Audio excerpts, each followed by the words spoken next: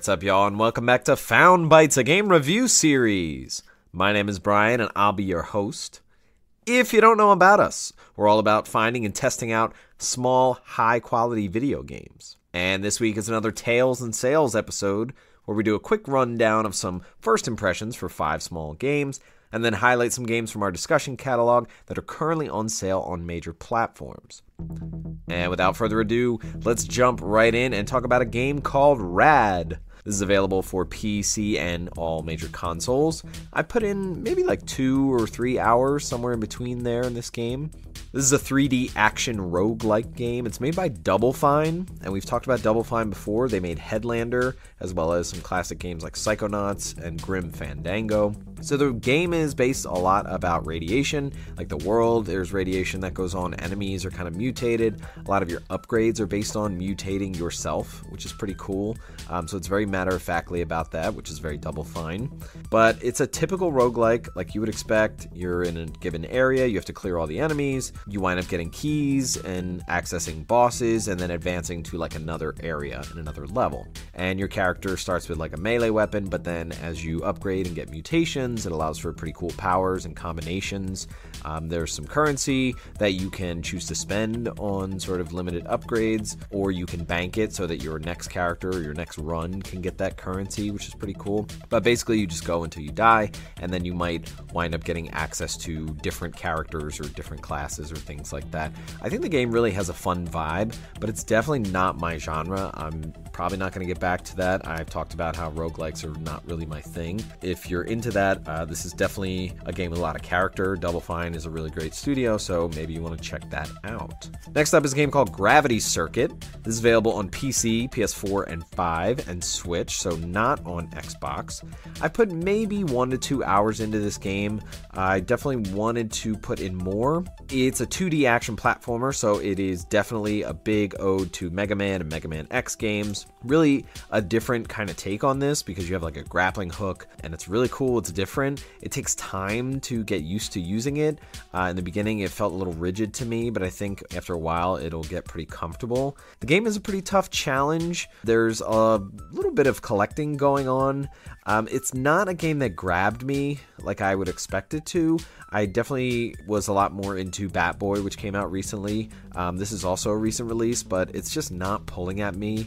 But if you're someone who's a Mega Man or Mega Man X fan, I think this is going to be up your alley. It feels a little more rigid to me, but it's something that might change as you progress through the game. Next up is a game called Moonhunters. This is available on PC, Mac, and all major consoles. I put about 2 to 3 hours in this game. It's described as a personality test. I'm not sure what that quite means, but it's interesting, especially given how you make your character in the beginning. But it's a roguelike action RPG, and it's got like a top-down view, almost like Untitled. It's super pixelated, just like Untitled. It's really interesting because as you play through the game, you can unlock starting classes, you can choose your elemental abilities, but the basic premise of the game is there are 3 days until the game ends, and you have to go out to different stages, clear the areas by killing enemies, and then get different upgrades by getting currency and upgrading your elemental abilities, boost your stats, and then in between areas you kind of set up camp, and like in between those areas while you're camping, like you can choose particular stats to roll the dice and try to improve. Definitely some extensive character customization, like with the upgrades, trying different classes. Definitely interesting. It has a lot of depth to it, I feel. And you can play co-op, apparently, which is really cool. So it's kind of like you plug in, maybe you want to play with a friend, and the two of you can kind of, just go about it and try to get as far as you can. I think you are just trying to beat this one boss after the 3 days. I don't know if the game goes much further. I got pretty far against that boss the first time I played, and then I died and I unlocked the character class. But again, it's not really my kind of genre, but I like the idea that you can co-op, you can jump in, and you can really customize your character. So I think there's definitely a lot to explore here. Next up is a game called Church in the Darkness. This is available on PC, Mac, PS4, and Xbox One. I put in a little more than an hour in this game, closer to 2. It's kind of this action-adventure stealth game.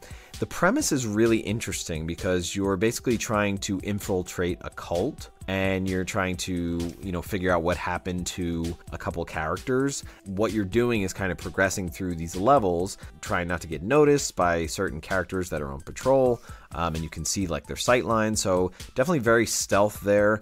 But it's kind of like these stealth puzzles mixed with like a State of Decay vibe, because your character can like go in and scavenge resources and hold a certain amount. Maybe you want to get a weapon like a gun, or maybe you want to get health packs. Definitely some similarities with games like Volume and Time Lie, or even Serial Cleaner, where like you're trying not to get noticed by the enemies, but you can also kind of take them on, but it's actually not recommended. From what I played, it's a pretty slow start, and like the stealth levels, they're kind of bare bones. It's super basic, I feel, and it seems kind of rigid. I definitely was into the premise, but I wasn't getting a lot of lore out of it, and I just feel overall that the gameplay wasn't that engaging. Certainly the visuals weren't anything to write home about. This game also got a physical release, which is interesting to me because I was Googling it and it didn't get great reviews, so I might want to try and sink my teeth into this again, but I just don't know if it's really going to be worth my time. Next up is a game called One Shot. This is available on PC and all major consoles. I put about 3 to 4 hours into this game. I was really digging it for a while. It's kind of like this top-down puzzle adventure game. It's a lot of just like finding items or combining items to make different things and solve puzzles. It has a lot of like breaking the fourth wall, very meta. What's interesting is that it takes a lot from a game called Undertale, I feel, in its breaking of the fourth wall, but it's also mixed with like dot hack, because you as the player are different from the character you're moving, and you're actually playing on a computer, and you can exit the game and like mess around with the computer and open files. So that is really interesting to me. It's kind of scratching like this meta itch. I like the humor. It's pretty simple. The game overall is pretty charming.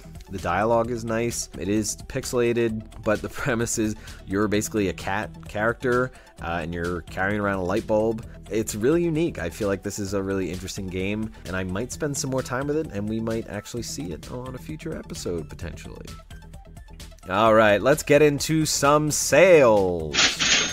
I am recording this on Wednesday, December 6th at 10 p.m., just so you're aware of when we're looking at these sales. And let's start with PlayStation. So right now on PSN, there is an end-of-year sale and an under $20 sale, and both of those end on December 20th. So catch the games in this sale before the 20th. And let's start with Citizen Sleeper. This is a game that we've covered before. This is on sale for $13.99, which is a nice deal. Grime is on sale for $18.74 on PlayStation. That is a great 2D side-scrolling Metroidvania, Souls-like, insert whatever term, but it's definitely got some depth and some customization there with like weapon scaling and things like that, so definitely check that game out. Dicey Dungeons is on sale for $5.09. Love that game. Really great value there for $5.09. Unsighted, that we kind of just referenced earlier, that is on sale for $9.99 on PlayStation. Greek, Memories of Azure, is on sale for $4.99. Great game there. Check out our episodes on all of those games. Golf Club Nostalgia, formerly Golf Club Wasteland, is on sale for $1.99. That's a really nice price for a pretty simple 2D golf physics puzzle game with a lot of charm and a lot of lore and vibes to it that are really cool. Wintermore Tactics Club is on sale for $4.99 on PlayStation. Great tactics game, great story, and great characters. Aragami is on sale for $5.99. Great third-person stealth game. Witchwood is on sale for $12.99 on PlayStation. Under Dungeon. All these games we've covered before. Under Dungeon is on sale for $4.99. Through the Darkest of Times, $7.49 it's on sale for. I think that's the lowest price we've seen it for so far, so definitely jump on that. Ganbare Super Strikers is on sale for $4.99. That's a great price for a great tactical blitzball game. The Life and Suffering of Sir Brant, or Sir Brante, is on sale for $9.99. That's a great adventure story game, choice-based game that we talked about in a recent episode. And some other games on sale. Hotline Miami, $4.99 on sale, and Hotline Miami 2, $7.49 on sale. Both amazing games. I did look on the PlayStation website. I think these are the versions that are PS4 and PS5 cross-buy, so not the versions that are PS3 and Vita cross-buy. So just be aware of that. I think if you buy these on sale, you're not going to get that Vita cross-buy. Fell Seal, Arbiter's Mark, a really great tactical RPG job system. Just an amazing game. That's on sale for $7.49. So much value there. Darkwood Special Edition is on sale for $8.99. That's a great top-down survival horror resource management game. Very cool. And finally, Darkest Dungeon is on sale for $4.99. We've talked about Darkest Dungeon a lot, and that is a great role-playing game. Definitely check that on sale for $4.99. All right, let's talk Steam sales. So for Steam sales, I went to the Steam store and I hit specials and I did under $20. I'm not sure when these sales will be done, but let's start with Inscription. This is on sale for $9.99. This is a great value for a great game. Inscription is an amazing game. Check out our episode on that. Gris or Gree is $3.74 on sale on Steam. Definitely a great game there. Space for the Unbound is on sale for $13.99, so great value there. That's a great story-based game. A lot of variation of gameplay. Morbid, The Seven Acolytes, is on sale on Steam for $4.99. Life and Suffering of Sir Bronte is on sale for $7.99. Norco, one of our recent episodes, that is on sale for $7.49. Eldorand, we did an episode about that, played that on the Switch, but here it is on sale on Steam for $9.99. Definitely check that out. Book of Demons, this is on sale for $6.24. Book of Demons is kind of like a micro Diablo clone. Really cool, kind of jump in, jump out, dungeon crawler, so definitely check that out on sale. Chroma Squad is on sale for $3.74. Just a great value for a great tactical role-playing game, especially if you're a Power Rangers fan. So much fan service. Really cool stuff. $3.74 for Chroma Squad is a steal. Lamentum is on sale for $5.43. That is an awesome survival horror game. And Darkwood is on sale for $3.74 on Steam. Finally, Moonhunters, which we just talked about, is on sale for $2.99. So if you're curious about Moonhunters, definitely check that out. $2.99 is a great price.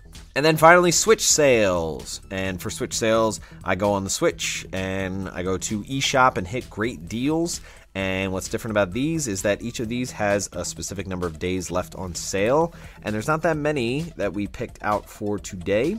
So let's start with Narita Boy. This is on sale for $2.49 for the next 16 days. This is a great steal. Definitely check out our episode on Narita Boy. Really great vibes, visual, audio. Definitely something out of Tron in the 80s. $2.49 is a great value for this game. Greek is on sale for $3.99 for the next 16 days. Eldorand, which we played on the Switch, is on sale for $9.99 for the next 16 days. And finally, Blasphemous, which is a game we've talked about before. 2D Metroidvania role-playing game, Souls-like. Definitely a great game. That's on sale for $9.99 for the next 16 days. So check that out on the Switch. All right, that's going to wrap it up for this episode. Stay tuned for our next episode to see what new games we found for you.